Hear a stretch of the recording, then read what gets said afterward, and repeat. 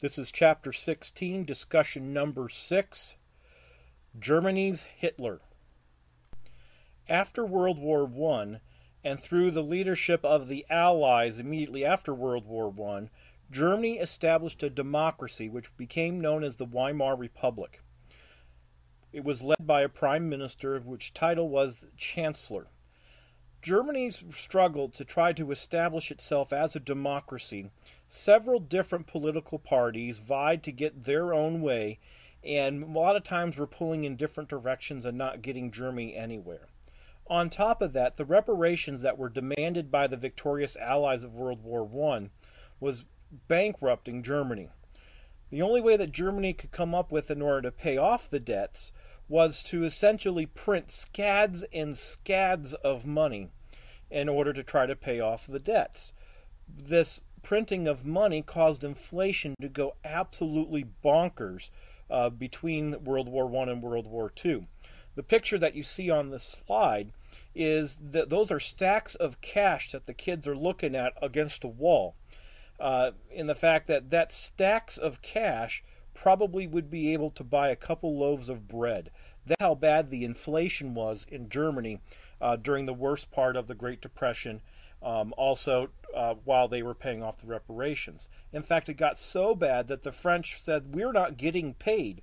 So the French decided to take territory away from the Germans, and they took the Ruhr Valley, which was a highly industrialized area of Germany with a lot of natural resources.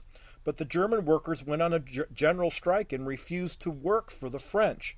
And so during this standoff, the Americans proposed the Dawes Plan, which restructured the German reparation payments to make it more possible for Germany to pay. The United States offered guarantees for the loans in order to make sure that everyone would get paid and that would help solidify the German economy. But they did require the French to give the Ruhr Valley back to the Germans. While this was a temporary fix, it really just postponed the inevitable because Germany was still in such disarray economically dealing with those problems. During this disarray, Adolf Hitler is able to get a lot of people to start paying attention to the things that he's saying. Hitler often followed a lot of the same ideas that Mussolini used in order to come to power in Italy. Hitler promised a political party with national pride, unity. We all are in this together. We can do this together. He often used terror squads like the Black Shirts had. In fact, in the early 1930s, Hitler tried to take power in what was called the Bierhaltputsch. What he had tried to do was essentially declare a new German state and tried to capture some of the leaders of the Weimar Republic.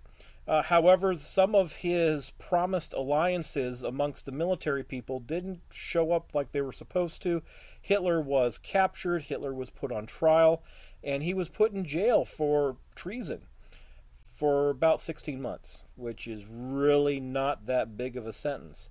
While in prison, which he actually got to be almost in house arrest, he dictated one of the most important books of the 20th century, mainly because it spilled out exactly what Hitler was going to do should he come to power.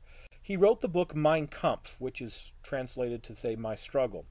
He called for a master race to rule the world, which obviously was going to be light-skinned European Germans.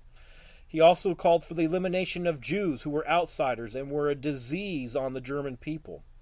He also said that the Germans needed a much bigger living space, that even though they had come into the world stage later than most of the other major industrialized countries of Europe, remember that the German nation did not exist until the late 1800s, the Germans deserved and needed Lebensraum, a living space, and they didn't need to be squished amongst all these countries. So we see a lot of Hitler's plans being printed of what he planned to do. After the failure of the Bierhaltputsch and after he was put into prison, Hitler decided that he was going to come to the leadership of Germany pretty much by constitutional means. Well, for the most part, he was able to convince the leadership of Germany that Hitler was to be given the position of chancellor and to be given control of Germany because Hitler probably would not be as bad as the communists, and that the army believed that because of their position and how they were helping Hitler is that they would actually be able to tell Hitler what to do and keep him under control. However, we know that Hitler essentially established his control over the army, and all that was for naught. The Nazis also created their version of the Italian black shirts, the Gestapo, groups of people, thugs, who would go around intimidating people that were disagreeing against the German ideas, against the Nazi ideas, as they established their control over the German nation. Now, during this time period, we see Hitler beginning to his essentially internal war against the Jews within Germany. Hitler passed the Nuremberg Laws, which deprived Germans of German citizenship, required them to wear patches identifying themselves as Jews whenever they were out in public. The Nazis had declared a night of rampaging against anything Jewish, Jewish businesses, Jewish homes, Jewish synagogues, and this was eventually ended up to be known as Kristallnacht, which is interpreted as the night of broken glass. And so the Nazis were taking total control of Germany.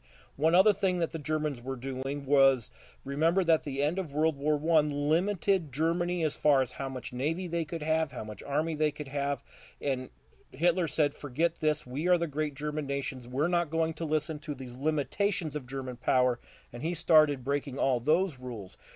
When he was breaking those rules, he was also helping the economy of Germany, because all that productivity was going toward giving people jobs, giving people stability, giving people's income, and really started getting Germans on the track of economic recovery, even though it was in the name of the war.